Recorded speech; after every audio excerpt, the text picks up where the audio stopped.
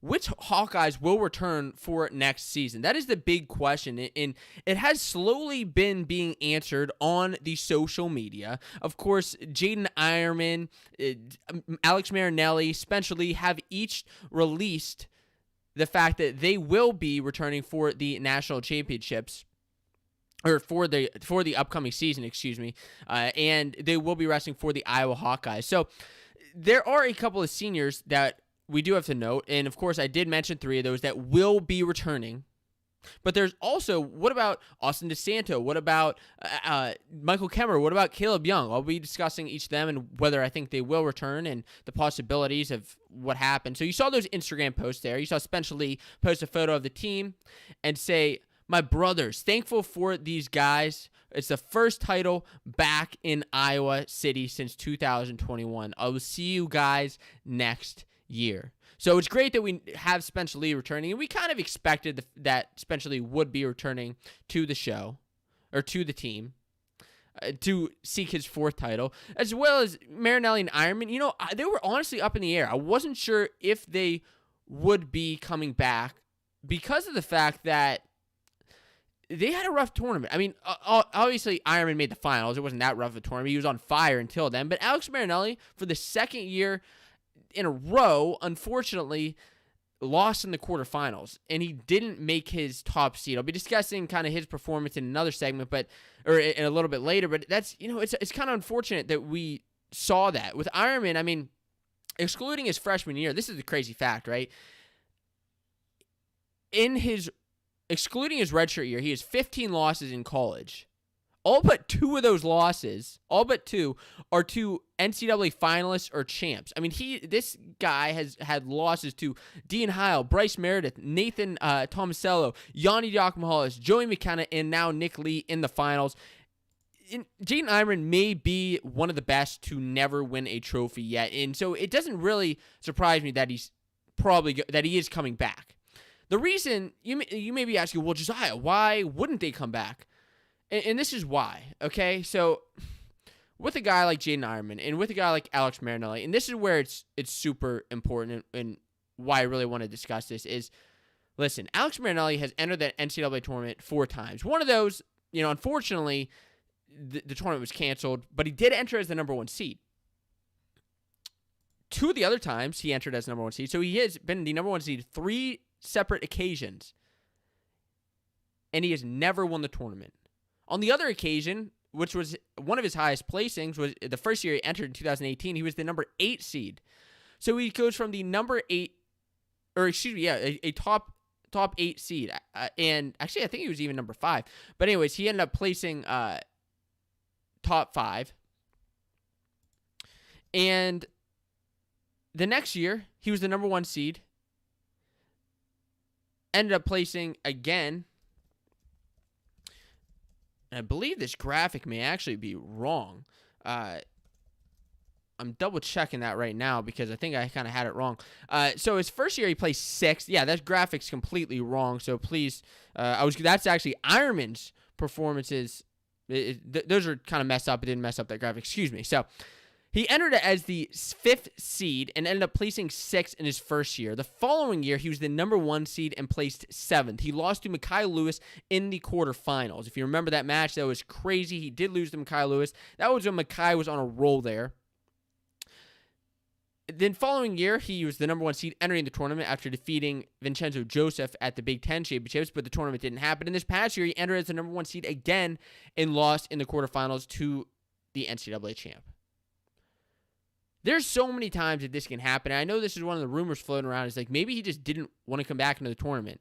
I mean, there's so much emotion that goes into that it's just hard to take for one guy so often. And Alex Marinelli he's honestly a great guy, a great athlete. And that can hit anybody in a hard way. And he has to deal with the fact that he hasn't yet won a title after all this work he's put in. Do you know how difficult that is? To constantly suffer that loss and not win the title, I mean, that has to be devastating for Marinelli. But he is coming back. As far as DeSanto, he actually said that he's coming back. Asked in an interview after his 3rd place match, he said the idea is to come back for the entire team.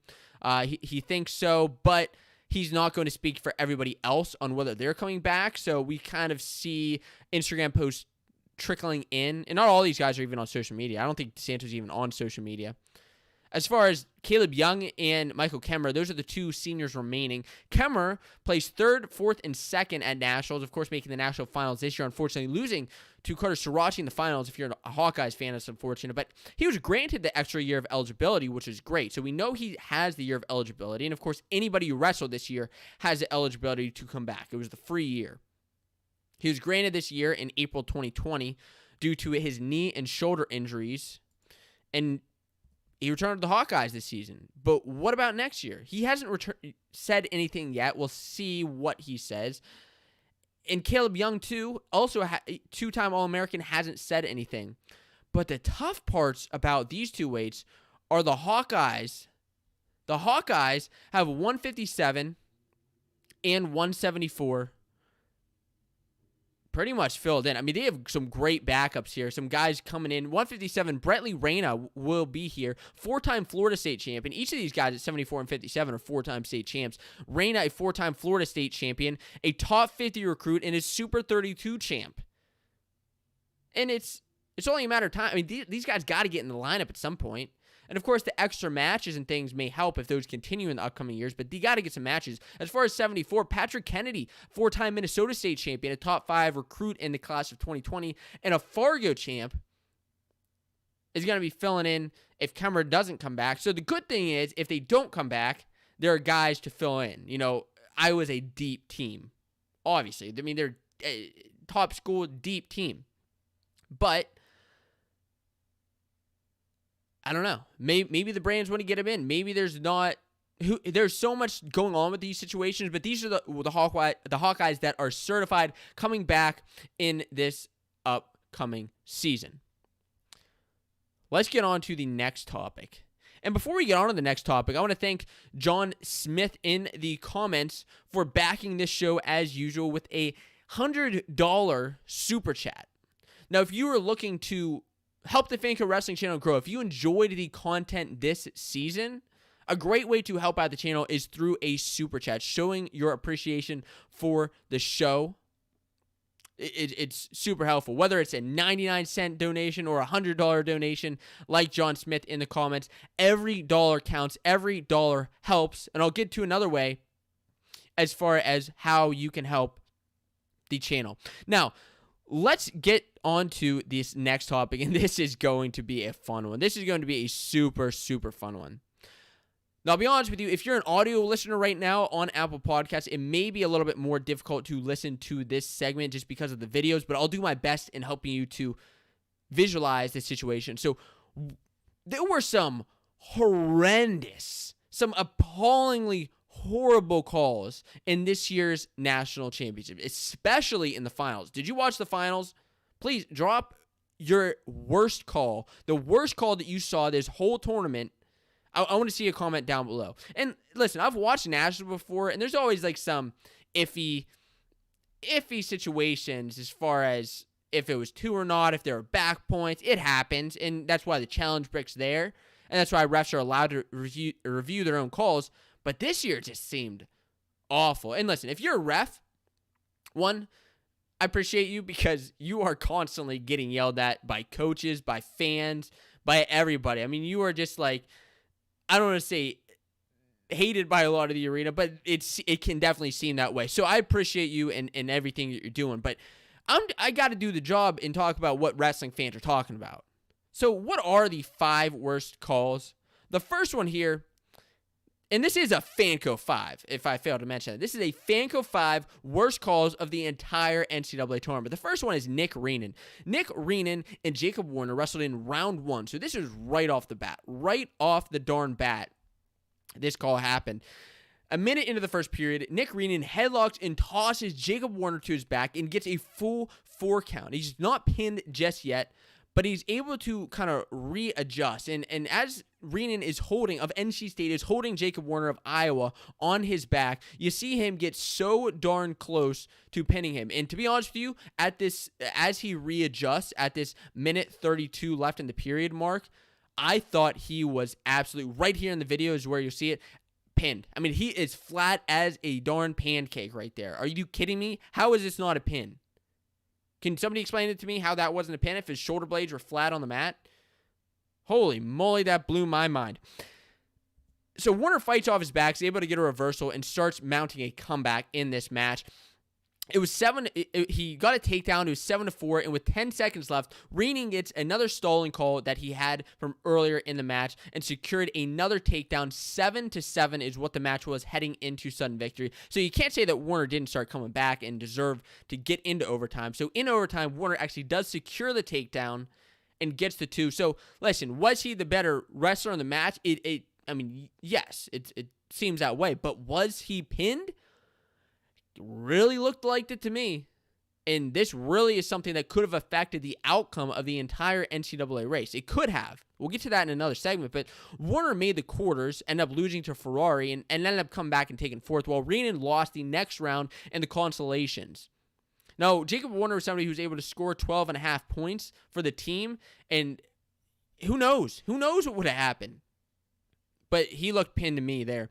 As far as the number 4, and this was actually RBY and Dayton Fix in the finals. RBY and Dayton Fix in the finals this call just blew my mind. But before I get to that, I have to tell you that this segment is brought to you by Fanco Fanatics Southern Ohio. He's an awesome new fan that just joined the Patreon community, who has already received his Fanco Wrestling exclusive sticker pack, and will be getting an exclusive shirt as well as some awesome behind-the-scenes content, just like looking at my trip to the NCAA tournament in St. Louis. If you're interested in seeing the channel grow, or you want to get this exclusive content in gear, consider joining at Patreon today.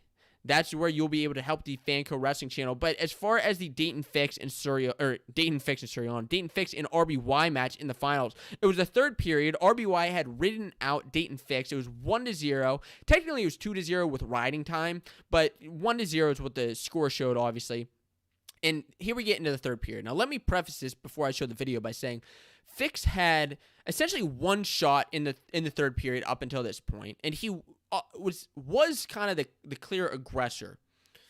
But RBY was still getting on the re-attacks. He was still re-attacking every one of Dayton Fix's shots. RBY was getting in, trying to attack, but Fix kept on pushing. RBY had a couple little fakes, couple little attacks. He wasn't able to quite get to the leg. And that's where this happened. So with 45 seconds remaining in the period, RBY was hit with a stalling call. And I was like, okay, all right, one stalling, not the end of the world. And it kind of made sense. I don't think Fix was attacking that much, but still, it kind of blew my mind. And then 15 seconds later, with 29 seconds left on the clock, the ref hits RBY again with a stalling call as Fix pushes him out of bounds. It wasn't really even a shot out of bounds. It was just pushing him. I mean, 2 stalling calls in 15 seconds, ref, in the first finals match.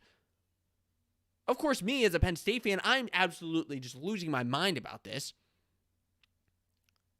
But this it is just out of hand. Now listen, did it end up mattering in the match? No, not really. It tied up the match. It was 2-2 then, heading into sudden victory, and RBY was able to secure the takedown and won the national trophy.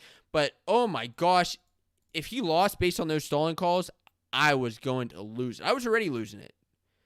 Let's get into number 3, Ja'Cory Teamer and Ryan Deacon. So this was for the 3rd and 4th place match, and this was another one that came down. It actually came down to the last second of the match. And please, again, like I said, I want to know what you thought of this call, what you thought was the worst call of the whole tournament. Ryan Deacon lost in the semis to Jesse De La Vecchia, but ended up coming back to get third. He was pinned in the semis, one of the craziest matches of the tournament. Ja'Cory Teamer, on the other hand, lost in round 2 to Brayton Lee.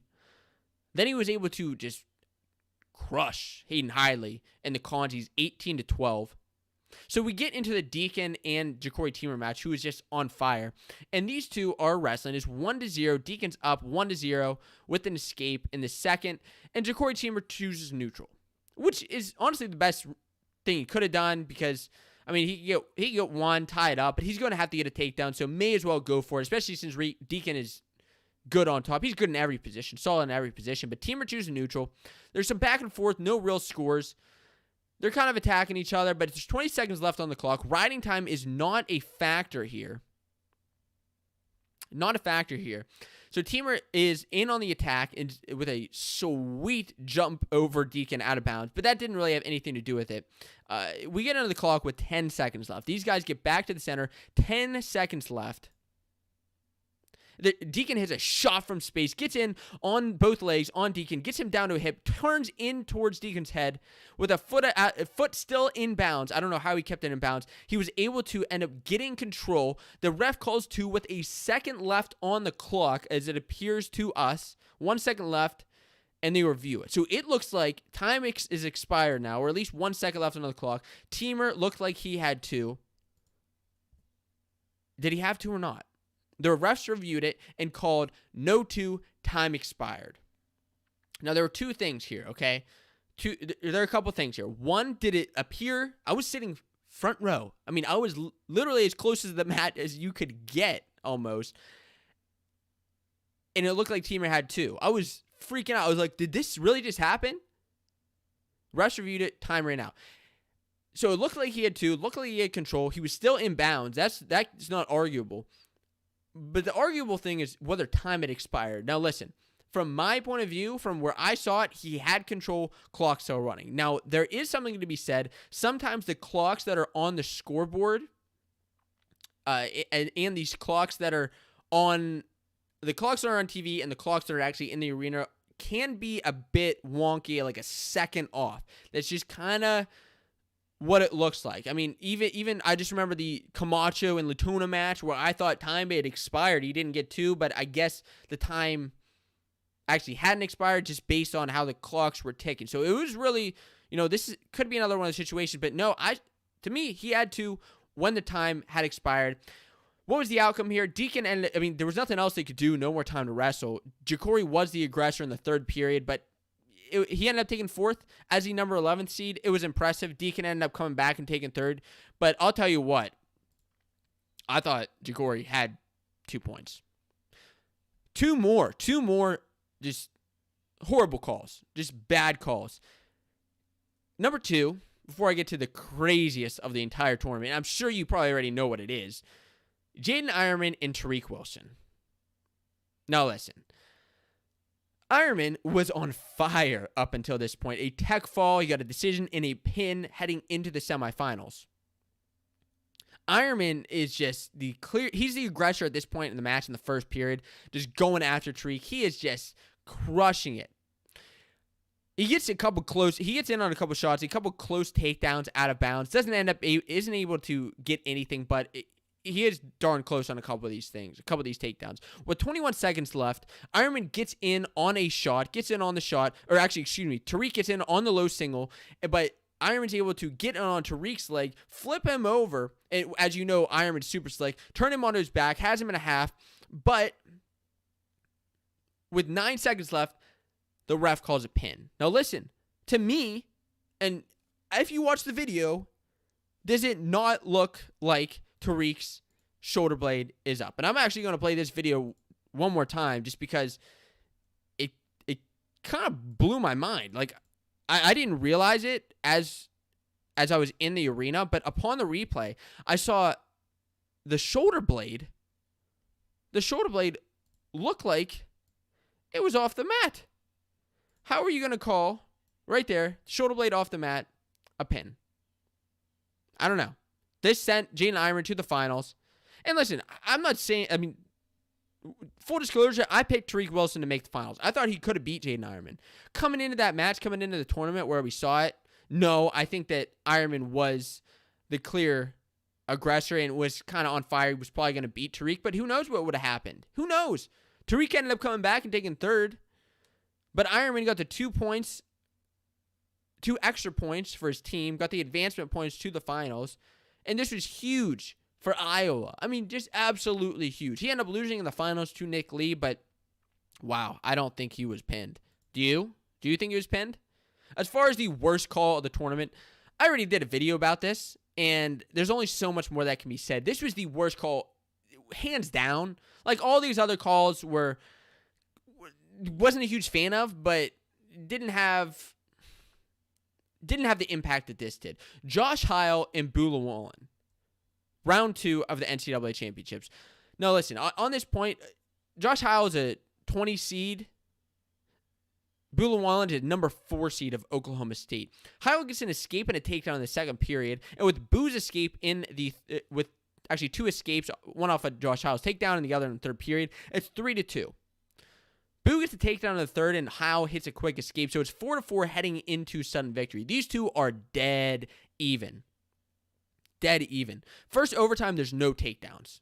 In the first ride out, Heil gets a reversal and rides out Boo. So he is up by 2 points. In the second ride out, this is what gets crazy, okay? This is where the craziness happens. They're back in bounds, back on their feet, and there's 7 seconds left on the clock. Boo Llewellyn keeps shooting, keeps attacking Josh Heil, almost gets 2 takedowns out of bounds, but the clock expires, or as it appears to expire as they go out of bounds. But guess what? The clock wasn't running. The clock wasn't running at the national tournament with 7 seconds left. So, with no takedown called, the Oklahoma State coaches call, they try to challenge it, ref saying no takedown. They come back in, and then, of course, the Campbell coaches are yelling that there was time that should be off the clock. Refs kind of said, no, that didn't happen. Actually, the ref said, yeah, we can take some time off the clock, because the head table that said, no, there's nothing concrete to take time off. So these two end up wrestling the 7 seconds. They basically re-wrestle the period, the end of the period, in overtime, and Boo ends up getting a takedown to win the match, moving him to the quarters. He ends up making the semifinals and losing, but absolutely robbed. This was heartbreaking to watch. The entire arena was booing him, and they weren't yelling boo for Boo Llewellyn. They were yelling boo because this was a horrible call. And of course, the ref of the NCAA tournament, or the head official of the NCAA tournament, came over and tried to explain the rules. He tried to explain it on national TV after. There's no concrete evidence. You can't actually take time off. What a bunch of, excuse my language, but BS. That was just wrong. Horrible call, and it's going to result in a rule change. It just is. Interestingly enough, this is going to be probably the second rule change that's going to involve a Heil and John Smith. The first, of course, Dean Heil of Oklahoma State with John Smith in his corner, involved the danger rule. And the second is going to involve Josh Heil in this horrible call that apparently there's no concrete evidence. Horrible. The outcome of this, Llewellyn makes the semis, ends up taking 4th. Josh Heil ends up getting eliminated in the Collins Seas. Anything can happen in the Collins Seas, so it was just so darn unfortunate and such an impactful match that it was a shame to see. And I see the chat going off right now. It's awesome with Jim Rudloff with a super chat. John Smith matching the super chats again. Jade Galati in the comments with a super chat. I cannot thank you enough for supporting this channel. And like I said, every single dollar counts towards supporting this channel. Whether you can do 99 cents, whether you want to join as a channel supporter and get the exclusive Fanco Wrestling emojis. I mean, channel supporters just growing literally every single week. I'm so grateful and gracious to see these channel supporters growing. But also, just the support for the channel. And if you're liking this video right now, make sure you drop a like. Like this, smash that like button so that other wrestling fans can join our community. And there were so many new wrestling fans that joined over the past week. I mean, I know I wasn't able to go live necessarily, but I was still releasing videos to you and talking right to you, discussing wrestling with you, everything going on. It was kind of a crazy week, but I had a blast, and we have so many new members in this community. And so many to discuss this next topic. So I want to tell you about 6 phenomenal performances at the NCAA championships. Did you watch these All-Americans? There were 6 of them that just completely shocked me. I mean, I knew that they were going to wrestle tough, but I did not expect these 6 guys to do as well as they did. The first one, I mean, when I talk about shocking performances, it's pretty much a guy outperforming their seed by a decent margin. So whether it was a guy in like the 20 seed end up getting onto the stand as a top 8 wrestler, that's impressive. And there were a couple of these guys that I want to talk about. So the first that I want to talk about is Taylor Lamont. Taylor Lamont, you want to talk about that. The number 7 seed. So, okay, he was expected, but he's somebody that hasn't really been talked about that much this year. I mean, as far as I'm concerned, from Utah Valley is not usually a school that gets talked about that much, but he ended up taking 5th place. He came in 12-2 record. So, I mean, he had a good record on the season. He lost at the Big 12 championships to Brody Teske, who actually didn't even place this year at Nationals. He defeated Robbie Howard in a close second-round match. And the big match came when he defeated Sam Latona, the number 2 seed, 7-4. Nobody expected that. I mean, I expected Sam Latona to make the national finals.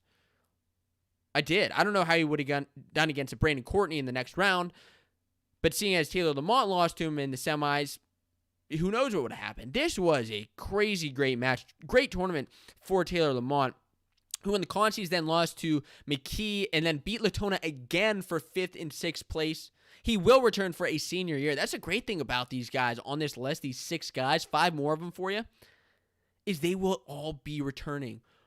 Wow. At 149, Yaya Thomas, the number 25 seed from Northwestern, came back. I mean, he came into this tournament, wasn't having the best season.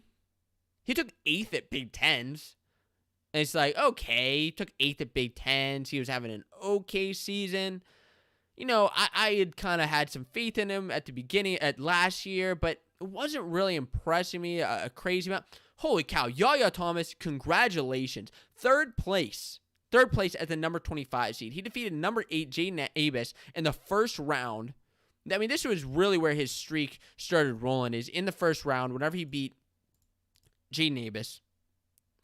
Then he beat number 9, Legend Lamar of Cal Poly. Then he did end up losing to Sammy Sasso. So that's where his lone loss was.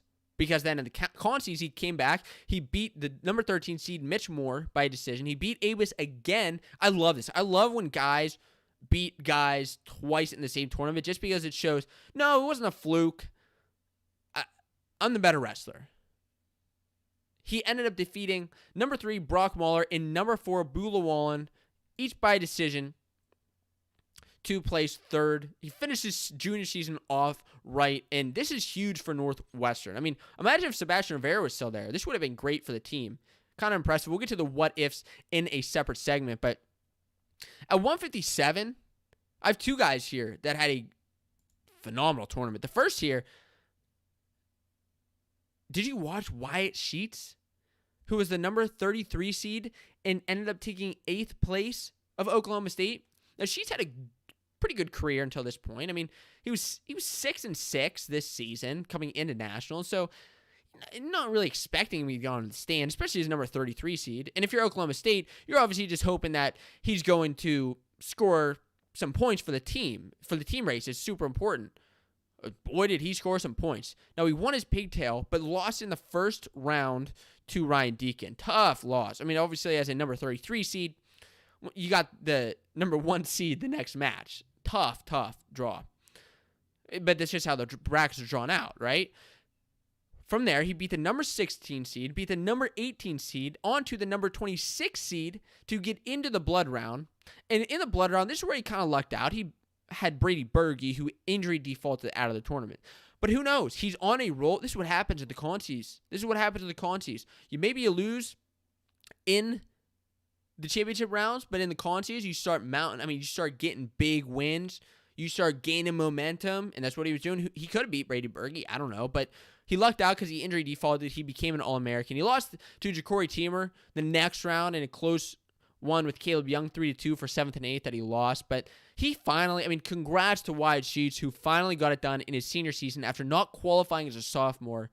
And Obviously couldn't wrestle the tournament last year. But speaking of one guy I mentioned already who beat Sheets is Ja'Cory Teamer. And Ja'Cory Teamer, number 11, Ja'Cory Teamer placed 4th and arguably could have placed 3rd if the Ryan Deacon call would have went his way. But he beat Ben Barton of Campbell in the first round, lost to the number 6 seed Brayton Lee in the second round. And this is the cool thing. Like, this is why these guys are really on my list, is because of the wins that they were able to get in the consies. He beat number 21, Andrew Triniglia, but he beat him by a major decision in the consies.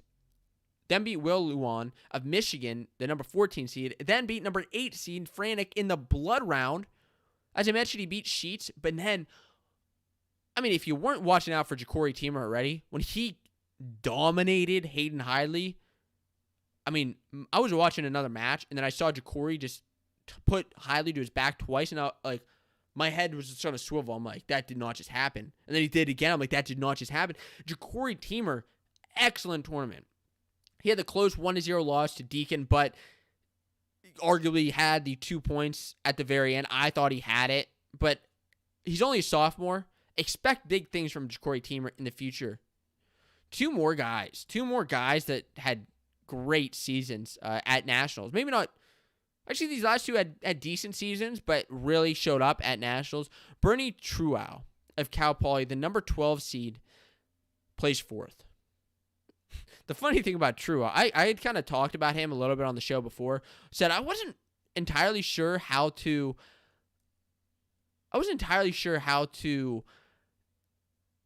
pronounce his name. I was like, is it Trow? I think I said Trow. Well, the announcers pronounced it like 4 different ways. Truax, Truow, Trox, Truax. Just kind of cracked me up. So I'm pronouncing him Truow, which I think is what they pronounce him in the All-American round. So anyways, his only loss in the season as a Pac-12 champ was actually to Demetrius Romero, who was the number 2 seed in the tournament. His huge win came with a sudden victory win over Logan Massa, the number 5 seed. He went on to beat number 4, Mikey Labriola, 4-2, and then lost to Michael Kemmerer. In the consies, he had Massa again, who he beat again. Like I said, love these back-to-back wins. Then he actually had Labriola again for the placing rounds, which he did lose to him for 3rd and 4th by an 8-3 decision. Labriola ended up coming back. But also a guy who's only a sophomore. Huge performance. Expect big things. And there's one more guy that really impressed me, and that's Jacob Woodley. At 197, the number 26 seed. Placed 6th of Oklahoma. A junior, former qualifier. He had a tough Big 12. I mean, looking back, this may be the toughest Big 12 championship bracket. One of the toughest conference brackets with Noah Adams, Tanner Sloan, Stephen Buchanan, Jacob Woodley. Wow, that was a tough bracket. Now, he kind of lucked out with the draw that he got just because he ended up, nice win over Michael Beard, which sent him to the placing rounds. Sent him to the semis over with Nino Bonacorsi. But he lucked out because the number 2 seed lost. Schultz lost by pin to Pence in the first round, who ended up losing to Michael Beard in the next round. And then Woodley beat Michael Beard, and then ended up losing to Nino Bonacorsi 4-1 in the semis. Now, in the consies, he lost to Jacob Warner and then to Rocky Elam, both by decisions, close losses. But this is the time to peak. This is the time to show up, and Jacob Woodley did it. He returned for his senior season. My favorite thing is each of these guys will return for their senior seasons. I want to know who your favorite performance of the national championships was, because these guys super impressed me. Now, I'm seeing that we're at like 50-some likes right now on the live show. Come on, I know we can get more than that. And I see that these super chats keep rolling in. Thomas, thank you so much for the super chat. Always a big fan. I see Guillermo down in the comments, as usual, joining this show, commenting along.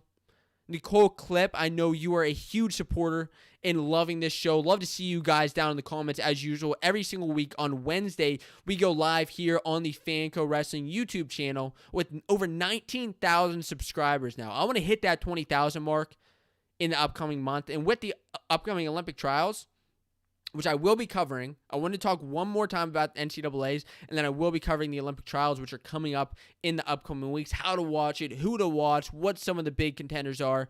I mean, I just love seeing all these. Jason, channel supporter down in the comments too, Jason Brantley. I mean, thank you all for joining the Fanco Wrestling Show live on this Wednesday night. And next is a fun segment. So, what are some of the scenarios that could have drastically changed the NCAA championships this year?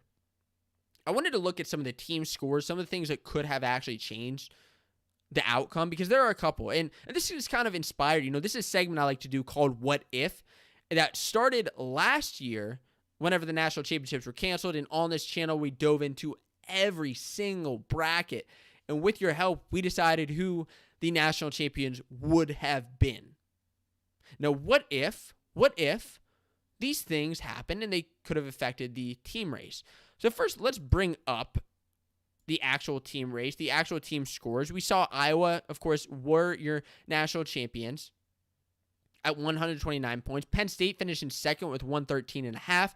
Oklahoma State at almost 100 points, 99.5. Arizona State in fourth with 74. And Michigan in fifth with 69 points. NC State, Minnesota, Mizzou, Ohio State, and Northwestern were also relatively close, coming in, finishing out the top 10. But what a team race it was. As far as what if, the first what if is, what if Ironman stayed at Mizzou?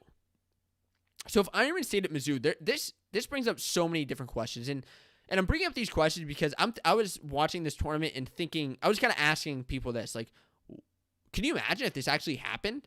I think this is just questions that you ask your friends, right? This is questions, if you and I are having a conversation, this is what I'm going to say to you.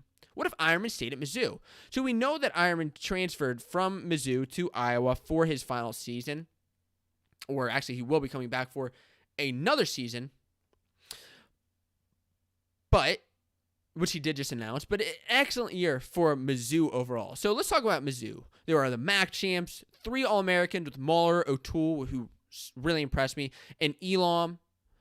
And you have to ask, like, okay, well, let's say that Ironman's back at Mizzou. Okay, well, who's at 141? Alan Hart's at 141, who was undefeated heading into the MAC, ended up making it to the quarterfinals, and then losing to Rivera, and then losing a blood-round match to Chad Red at 141. So he actually had a good season, but he went 2-2 at nationals. So he scored 2 total team points for Mizzou.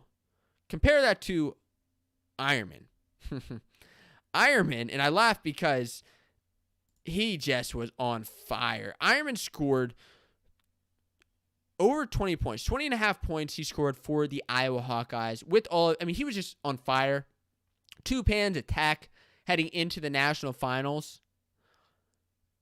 Unbelievable. Now, there are 2 things to be brought up. One, Mizzou, who finished in 7th with 64 points. If Ironman was still there, and, Alan Hart's not in the lineup here because Ironman would be back, this would bump them from 64 points to 83.5 points. This would bump Mizzou all the way up to a 4th place finish, getting them a trophy, getting them onto the podium, and actually beating out Arizona State, bringing home a team trophy. So that would have been huge points for Mizzou had he done what he did in a Missouri singlet. I don't know that he would have had the number 1 seed, so you can't, that's the what-if scenarios. We're assuming that he still had the number 1 seed, right? We're assuming he still did the same thing he would have done.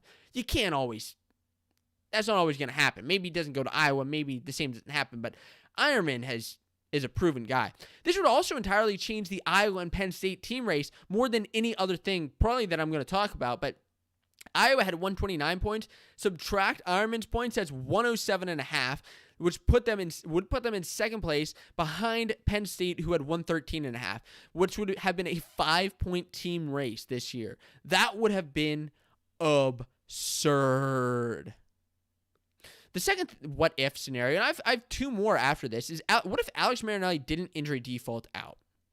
So nobody really knows what happened to Alex Marinelli. We've heard some rumors that maybe he hurt a rib, maybe he just didn't want to compete. I don't want to really bring too much light to any of those rumors because I don't know how true they are.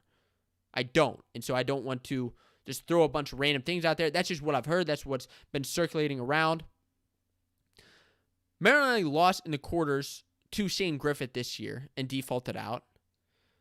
He had 2 wins and 2 bonus, and he ended up scoring 4 points for the Iowa Hawkeyes. Now, he's somebody who, he's a 2-time All-American at this point? 3, I guess if you're counting the NWCA All-American. Let's assume that he advanced and took 3rd after he lost. Which I don't think is asking too much. He lost in the quarters, which we weren't expecting him to lose to Shane Griffith, but he ended up coming back and taking 3rd. He was undefeated until NCAAs, and to advance, he would have had to beat Cam Amin, looking at his path from where he was, Cam Amin, Travis Whitlake, and Ethan Smith, who he had wins over all 3 of those guys in his career. He would have had to wrestle Keegan O'Toole for 3rd, so I don't know what would have happened there. He was undefeated coming into the national tournament, but let's assume that he does beat him for 3rd place. This would have given him 10 placing points, plus let's just assume that he won by decision because that's kind of Marinelli's style. He would have gotten 11.5 more points, giving him 15.5 total points, putting Iowa to 140.5 points total. This would have been a dominant win, a dominant nail in the coffin for the Iowa Hawkeyes had he ended up coming back in placing 3rd. Similar to what we saw like DeSanto do. Lost in the semis, come back, take 3rd. Very impressive, but I didn't want to count the Iowa Hawkeyes out completely, with saying, like, what if Ironman was out? But there's so many what-if scenarios. Like, what if Renan had stuck Jacob Warner in the first round? Like, what actually would happen? And this may shock you. This actually may shock you. It shocked me whenever I was doing the calculation. So, Warner scored 12.5 points for the Iowa Hawkeyes and took 4th place. But he was almost stuck in the first round by Nick Renan, who threw him onto his back, threw Warner onto his back in a headlock, was readjusting, almost had to me, he was flat. To many other people in the arena, to anybody watching, he was flat. Ref didn't see it that way.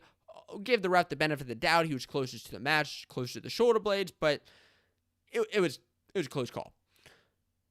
Well, the next round, Renan ends up losing to Marcus Coleman.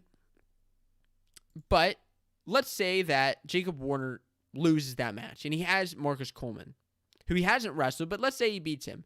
He would have J.I. Yellow the next round, who he actually lost by sudden victory to in the past. Panola, who he has 2 wins over, and then Buchanan, who... that's not an easy match. But he did have a win over him this year in the consies. So, we'll give him the benefit of the doubt. And saying that he could come back and take 4th, which I think would be completely possible. But if he loses and then ends up coming back and taking 4th, which would have been the best case scenario had he got pinned, he would have scored, and just by decision, assuming no extra bonus points, he would have scored 12 points. And he scored 12.5 with where he did place. If he would have come back through the consies and just got decisions, he would have scored 12 points. So the 0.5 isn't really that big of a deal. So honestly, this no pin situation isn't really, it's not really that big of a deal. And I don't think that we should put too much concern into thinking that it affected the team race. As far as one more for you, I got one more fun one for you. What if Brady Berge didn't get injured? Now, Brady Berge is such... I feel so bad for him. I feel so bad for Brady Berge because of the fact that he just is prone to injuries. And who knows, this unfortunately may be the end of his career. I pray that it's not the end of his career, but we've just, I really feel for the kid because you saw after he was injured, it's just unfortunate, right? He lost to De La Vecchia, the NCAA finals in the quarters. And let's assume that he would have battled back through the quarters. So let's say that he gets to the blood round against Wyatt Sheets, which is kind of where he would have been, right? He would have been against Wyatt Sheets, who is on a roll. He was on a roll up until that point. So I'm not counting out the fact that Wyatt Sheets could have beat Brady Berge, beating 3 top-seeded guys. But let's say that Berge went to the blood round, considering the fact that he did beat Caleb Young, which is not a match to scoff at beating, he would have had Ja'Cory Teemer, which he was on a roll if you watched him wrestle. But So I'm going to assume here that Brady Berge maybe wins in the blood round, loses next round to Ja'Cory Teamer, and has 7th and 8th place. He would have Caleb Young again. Now, he beat him before. Let's assume that he beats him again. This would just add 4 points for Penn State, making their team total 117.5 from 7th to 8th place, there's a 1 point difference. So it's honestly not that big of a factor. But I did want to discuss some of these what-if scenarios that I thought were very interesting and could easily have happened. Now, I enjoyed my time at the National Championships, went to St. Louis. I was there for a full week. I was able to talk to some of you Fanco Wrestling fans, which I thought was a blast. And I just truly appreciate all the support that continues in the comments from John Smith and Jason and Guillermo, from Ryan Reinhart, I see down in the comments. I see Dan Pfeiffer down in the comments, and Jim still. I mean, thank you all for continuously supporting the channel. Kevin, just unbelievable support and allows me to help cover the national tournament as I go there every single year. And I want to continue going to the national tournament because it is such a fun time. I had a blast going around. I actually had an exclusive video on my Patreon page for my channel members, just talking about everything that happened at the national tournament, some of the things that I went through, some of the delicious food that I ate.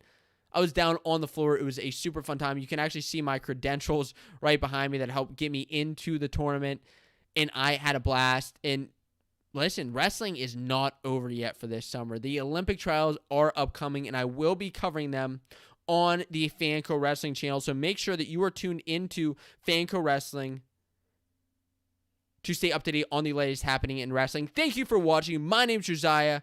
This is the Fanco Wrestling Show.